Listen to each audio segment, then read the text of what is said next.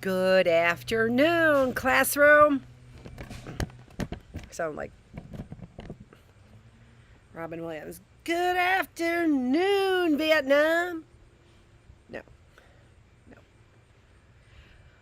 Okay, well, maybe that will get dumped on the signal. On my 247 300 frames, do I hear 300? Do I hear 400?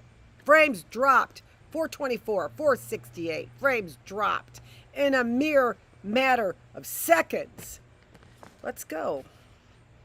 Chapter 15, and the sign of the Beaver. On the day of their greatest adventure, a teen had come without his dog, so there was no warning.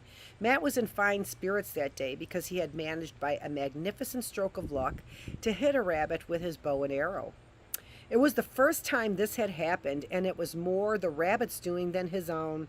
The silly creature had just sat there and let him take careful aim. All the same, he was pleased with himself, and even more pleased that a teen had been there to see it.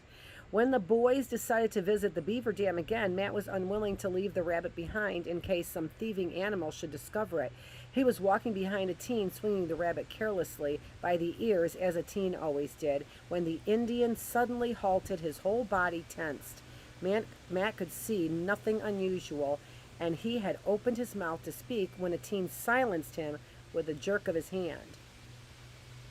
Then he heard a sound in the underbrush ahead. Not a rustle like a grouse or a snake. Not a trapped animal. This was a stirring of something moving, slowly and heavily. He felt a cold prickle in his stomach. He stood beside a teen, his own muscles tight, scarcely breathing. A low bush bent sideways. Through the leaves, a brown head thrust itself, bigger than that of a dog and shaggier. It was a small bear cub. Matt could see the little eyes peering at them curiously, the brown nose wrinkling at the strange smell of the human body. The little animal looked so comical that Matt almost laughed out loud. "Psst," a teen warned under his breath. There was a crashing of bush and a low snarling growl. An immense paw reached through the thicket and tumbled the cub over and out of sight. In its place loomed a huge brown shape. Bursting through the leaves was a head 3 times as big as the cub's. No curiosity in those small eyes, only an angry reddish gleam. Somehow Matt had the sense not to run. He stood frozen on the path. A bear could overtake a running man in a few bounds, and this one was only 2 bounds away. The bear's head moved slowly from side to side. Its heavy body brushed aside the branches as though they were cobwebs. It swayed, shifting its weight from one foot to the other. Slowly it rose on its hind legs. Matt could see the wicked curving claws. Matt would never know why he acted as he did. He could not remember thinking at all, only staring with numb horror at the creature about to charge. Somehow he did move.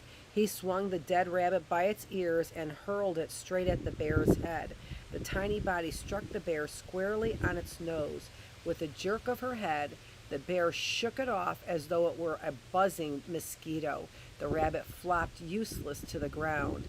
The bear did not even bother to look down at it. She had been distracted for only an instant, but in that instant something flashed through the air. There was a sharp twang and the dull thud of a blow. Just between the eyes of the bear, the shaft of a teen's arrow quivered. As the waving forepaws began to lower, a second arrow struck just below the bear's shoulder. The great head shuddered and sank towards the ground. With a wild yell, a teen sprang forward and thrust his knife deep, just behind his first arrow. Still scarcely aware that he moved at all, Matt leaped after him. Jerking his own knife from his belt, he sang it into the brown fur. His blow had been misplaced, but it was not needed. The bear's sides were heaving. The boys stood watching, and in a few moments it lay still. Matt stared down at the creature in horror. The fearsome yellow teeth were still bare in a snarl. Saliva with blood dribbled down from the open jaws. The little eyes that had glittered so savagely were filmed over. The long, sharp claws hung powerless, clotted with pawed-up earth. Now there was nothing to fear. Matt felt his knees shaking. He hoped. Now that there was nothing to fear, Matt felt his knees shaking. He hoped that a teen would not notice. He managed a wide grin to hide his trembling, but a teen did not grin back. He stood over the bear and he began to speak slowly and solemnly. In his own tongue, he spoke for some time. "What are you saying?" Matt demanded when the speaking was over. "I tell bear I do not want to kill," a teen answered. "Indian not kill she-bear with cub. I tell bear we did not come here to hunt, but it might have killed us both. Maybe I asked bear to forgive that I must kill." "Well, I'm mighty thankful you did," Matt said stoutly. He was about to say that he had never been so scared in his life, but he thought better of it. A teen looked at him, and his solemnness suddenly dissolved in a grin. "You move quick," he said, "like Indian." Matt felt his cheeks turn red. "You killed him," he said honestly, yet he knew that he had had a part. He had given a teen just that instant in which to notch his arrow. A teen nudged the bear with his toe. "Small," he said, "just same fat. Good for eat." Small? That monstrous creature? It certainly was too big for two boys to carry. It appeared that a teen had no intention of trying. Belong squad now," he said. "I go tell." "You mean a squaw is going to carry that heavy thing?" "Cut up meat, then carry. Squaw work," a teen answered. It was plain that he had done the man's work and was finished with it.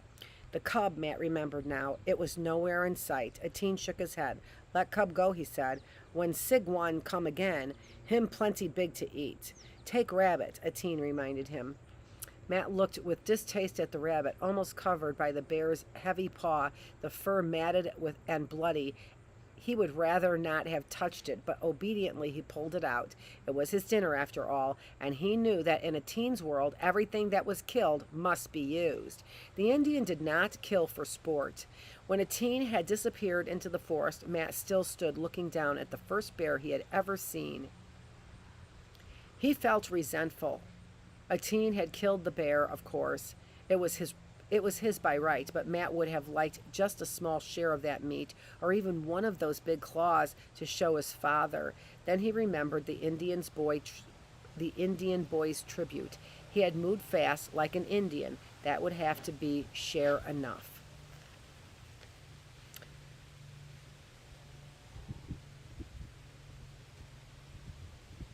You know, I was reading this.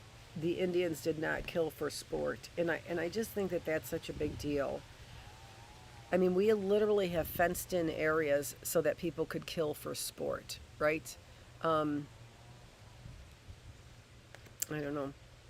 Chapter 16. In the late afternoon, Matt sat in the cabin doorway. He couldn't think of any work to do. He felt restless, the excitement still jumping about inside him. He needed to talk to somebody. He wanted to tell his father about the bear. Thinking of his father, he felt that snake of worry crawling about behind every other thought. That worry was becoming more frequent every day. What could have kept his father so long?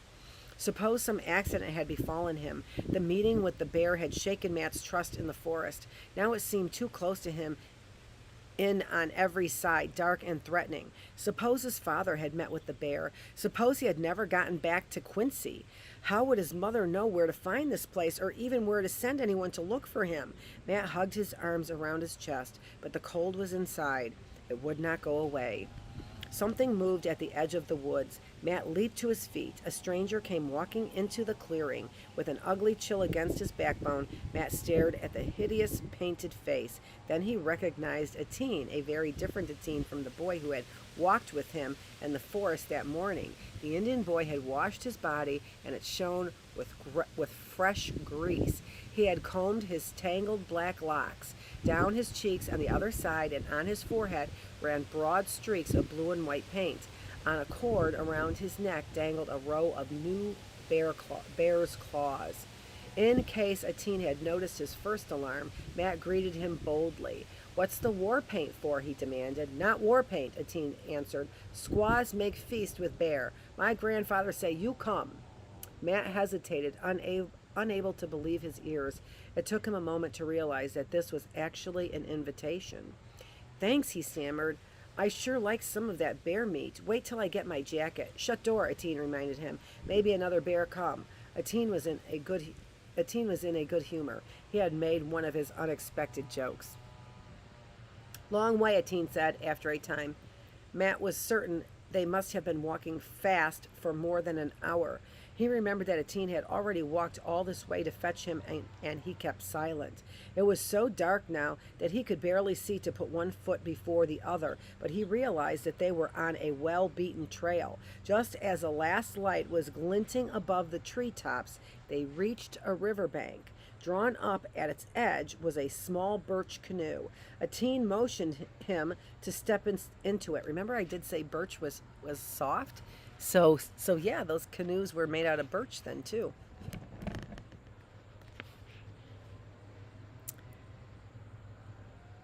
Atine motioned him to step into it. Then he gave a push and leaped nimbly into the stern. His paddle moved soundlessly, gracefully to sit still. Matt was entranced by the speed, the silence, the gliding shadows on the silver river. He was regretful when in a few strokes they reached the other side. Now Matt could see a glimmer of light deep in the woods. Atine led him towards it, and presently their way was barred by a solid wall of upright posts, a stockade. For the first time, a quiver of uneasiness made Matt falter. But stronger than any doubt, curiosity drove him on.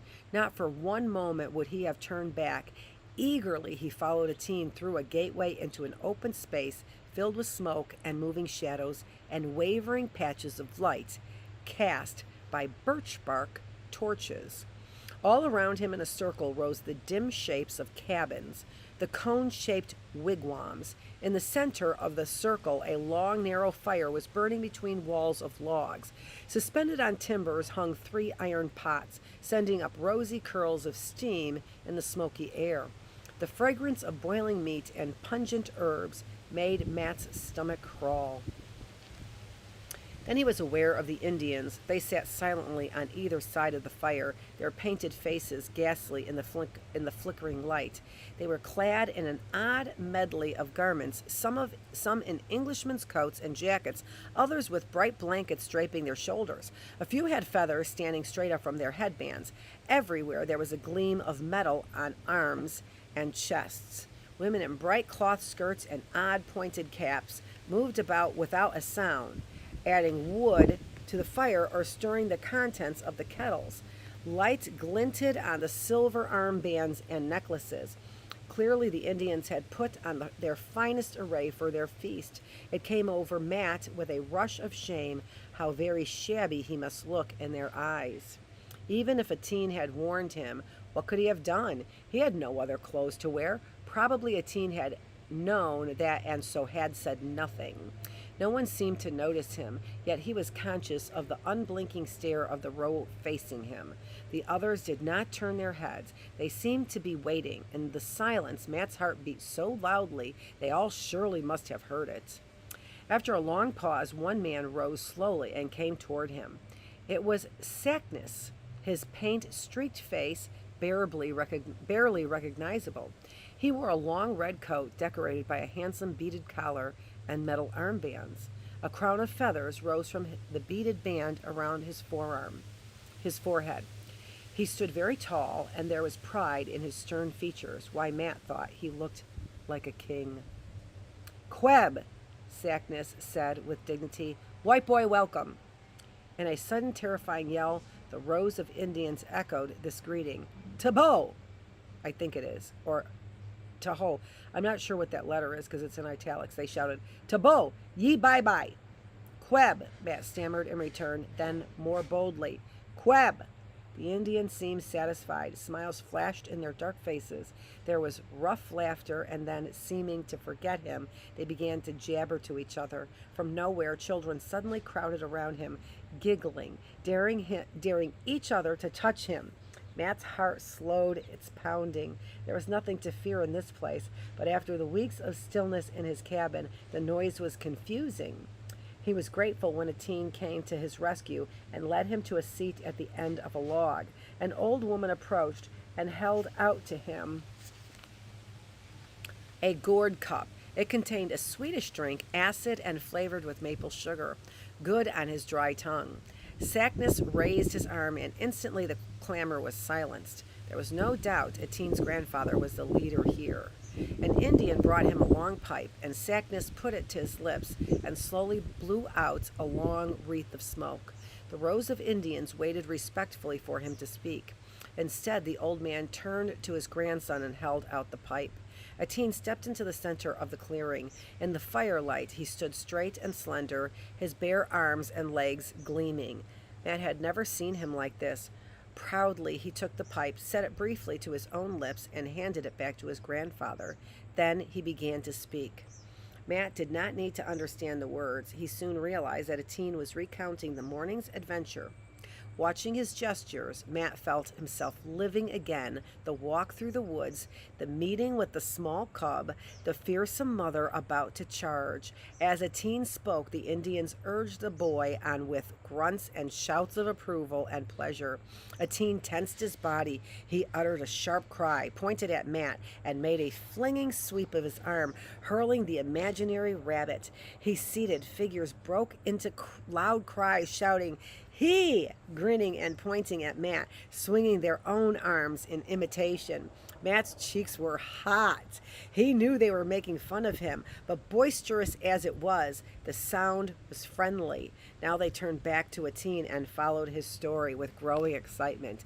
Eteen certainly made a very good story of it. His telling took a lot longer than the actual event. Plainly, they all enjoyed it, and in listening, they were all taking part in it. Eteen was a skillful storyteller. Matt could understand just how he must have delighted them with his acting out of Robinson Crusoe. When the narrative was over, the Indians sprang to their feet. They formed a long line. Then began a sound that sent a tingle, half dread and half pleasure, down Matt's spine. A lone Indian had leaped to the head of the line, beating a rattle against his palm in an odd, stirring rhythm. He strutted and pranced in ridiculous contortions for all the world, like a clown in a village fair.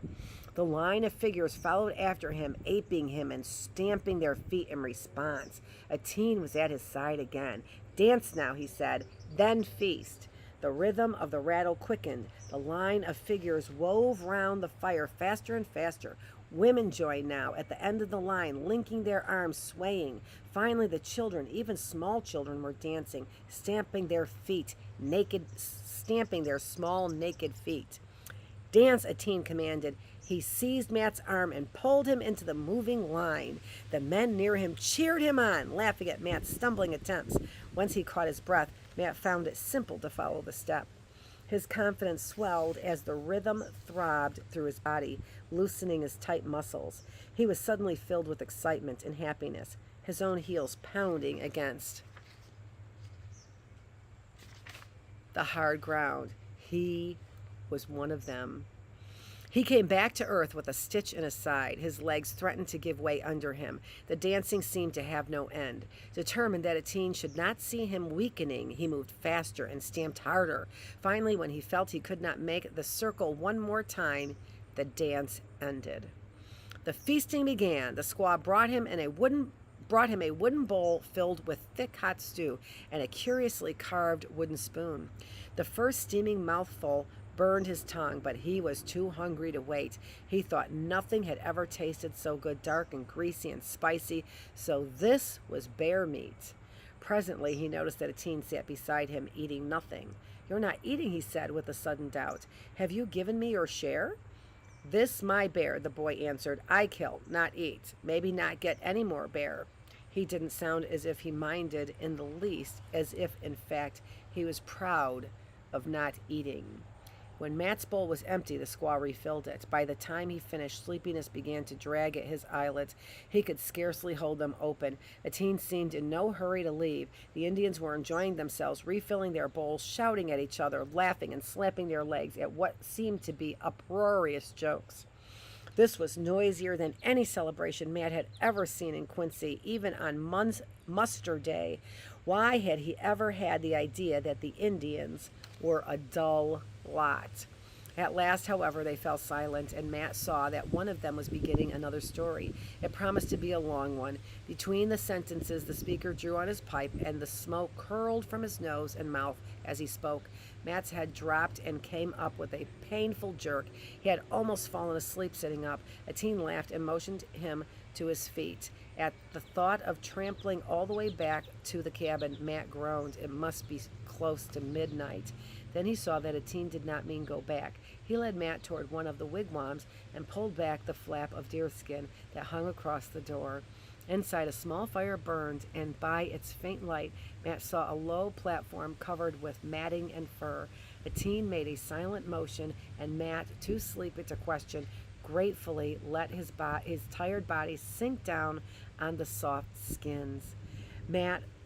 Once a teen stirred up the fire and left him alone.